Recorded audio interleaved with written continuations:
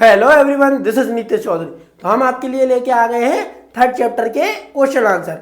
कौन सा third chapter? Midnight visitor, आधी रात में भ्रमण करने वाला यात्री। भाई आधी रात में कौन आता है? देखो यहाँ पे आधी रात में कौन आता है। और मैंने आपके इससे पहले के टोटल चैप्टर करा दिए, उनकी समरी करा दी है, क्वेश्चन आंसर करा दिए। इस वीडियो पर अगर आप आ गए हो तो आधी जंग तो आप वैसे ही जीत चुके हो।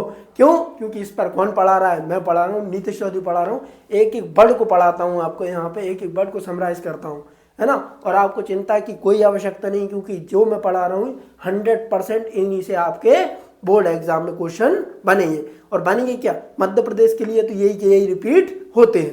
तो चलिए बगैर टाइम गवाए हम क्या देखते हैं, हमारे क्वेश्चन आंसर्स को देखते हैं। मोस्ट आईएमपी क्वेश्चन, है ना, मोस्ट इंपोर्टेंट क्वेश्चन एग्जाम में आने की पूरी संभावना और तैयारी कैसी होनी चाहिए हमारी? 80 आउट ऑफ 80 की। भाई ये हमारी सीरीज चल रही है, कौन सी सीरीज चल रही है? कमबैक सीरीज, जिसमें आपका कमबैक कौन करा रहा है? मैं करा रहा हूं। देखिए short answer type question, how is Oswald difference from other secret agent?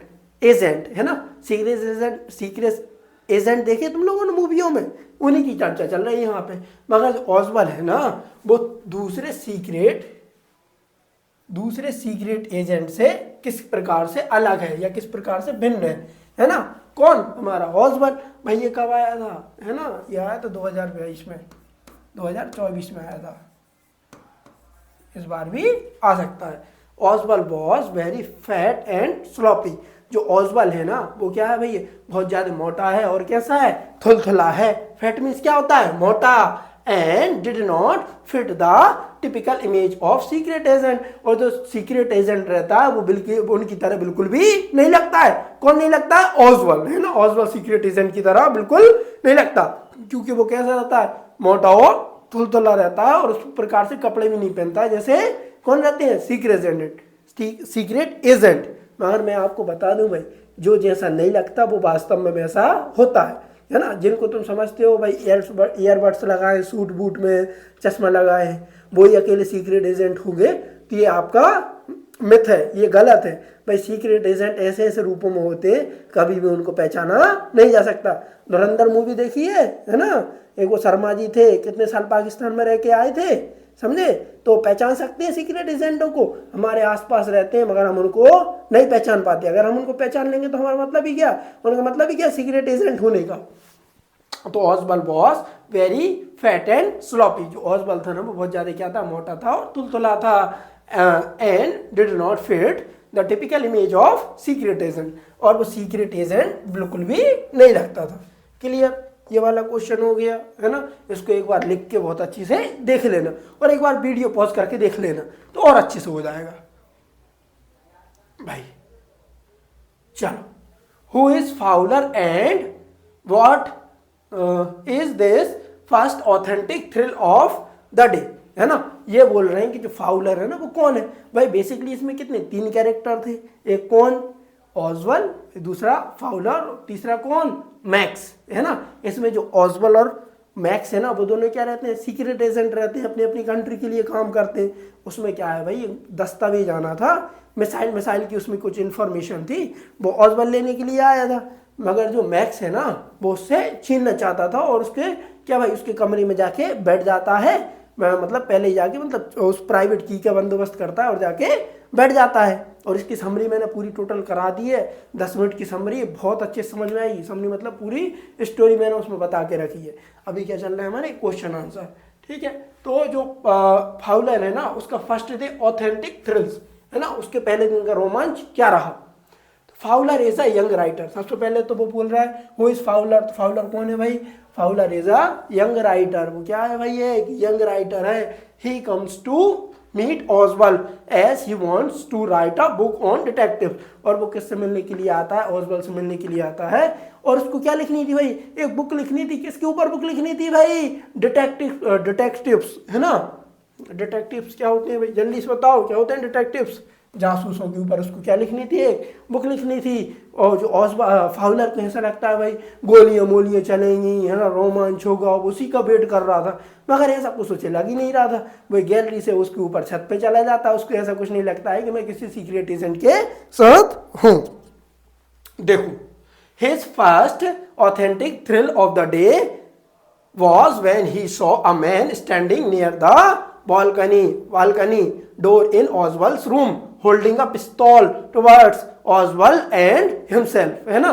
वो जब देखता है ऑसवेल्ड के रूम में जाता है तो उसकी बालकनी के यहाँ पे एक आदमी ऐसे गन लेकर खड़ा रहता है और बोलता है हैंड्स अप। जैसे ही वो गेट खोलते और बोलते हैं अपने हाथ ऊपर करो नहीं तो मैं तुम्हें क्या मार दूंगा, गोली मार दूंगा। तो ये क्या था भाई, उसके फर्स्ट डे का क्या था, ऑथेंटिक थ्रिल था, ठीक है ना। इसी को देख के क्या थोड़ा सा फियर भी आ जाता है, भयभीत हो जाता है वो, है ना। तो ये उसका क्या था, पहले दिन का क्या था, ऑथेंटिक क्या था भाई, थ्रिल, है ना। क्लियर, ये हो गया आपको। वो क्या, होल्डिंग अ पिस्तौल, है ना, बंदूक लेके खड़ा हुआ था। ऑसवेल्ड एंड हिमसेल्फ, उसके साथ कौन था, ऑसवेल्ड था, और हिमसेल्फ कौन है यहाँ पे, फाउलर।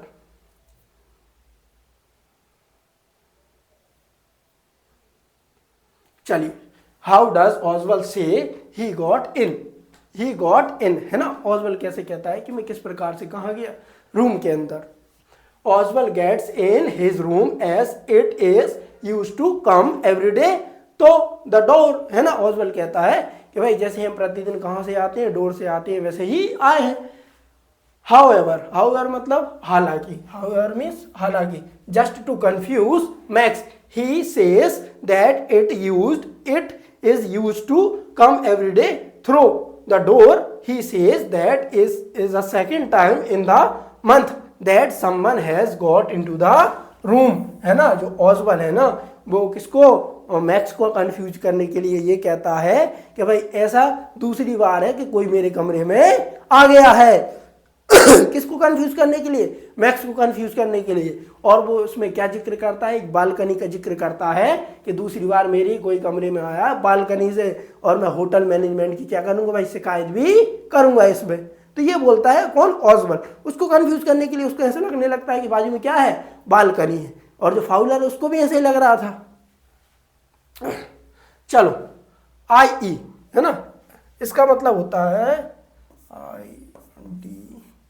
IDEST, डिस्ट, है ना। इसका मतलब होता है ये क्या है भाई, लैटिन शब्द है। इसका मतलब होता है यानी, है ना, या फिर कहें तो, ठीक है। इसका मतलब ये होता है थ्रो द बालकनी, है ना, किसके द्वारा, बालकनी के द्वारा, या कहें तो किसके द्वारा भाई, बालकनी के द्वारा। तो इसमें कोई दिक्कत है आपको, नहीं है। ये मोस्ट इंपोर्टेंट क्वेश्चन है भाई, अगर ये 4 नंबर के लिए पूछेगा तो यही वाला पूछेगा, how does Oswald manage to make Max believe that there is a balcony attach to his room.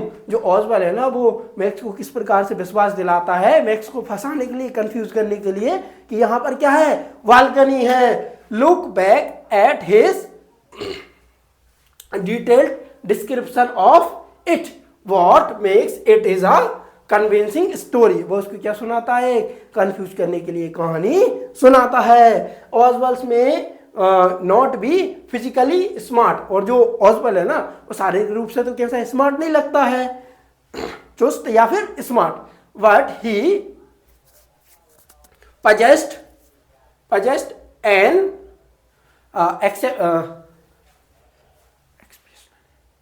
लिखा यार,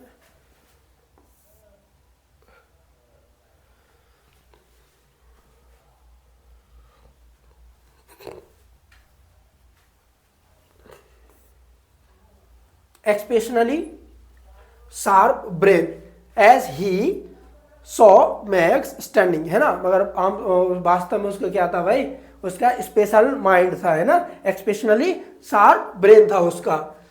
max standing across the room, है ना, वो क्या खड़ा था भाई, रूम के आगे खड़ा था। It was a challenge for him to outsmart Max. He cooked up a story that his second time someone had entered his room, है ना। वो एक स्टोरी बनाता है कि भाई ये दूसरी बार है जब कोई मेरे रूम में आया है। कहाँ चला गया, हाँ, the balcony. He pretended Max to go near the window in panic। उसको क्या भाई, वो विंडो के पास चला गया और उसको क्या होने लगी, घबराहट होने लगी। And jump out of it, है ना, और उसने क्या लगा दी भाई, वहां से छलांग लगा दी। Oswald but believe it the moment Max jumped out the window he got rid of his enemy, है ना, उसने अपने दुश्मन से क्या पा लिया, छुटकारा पा लिया, है ना। उसने क्या बोला कि भाई गेट पे क्या किसी ने क्या किया, नॉक किया, उसको ऐसा लगा कि कौन आ गई, पुलिस आ गई, है ना, इसलिए उसने बालकनी से जंप मार दी, मगर वहां पे बालकनी नहीं थी भैया, वहां पे विंडो थी और छठवें माले से मैक्स गिर पड़ा। अब गिर गया, छठवें माले से गिरा होगा तो वाकई में मर गया होगा, है ना, छठवें माले से बहुत कम है, बहुत रेयर चांसेस है कि वो बचा हो, है ना।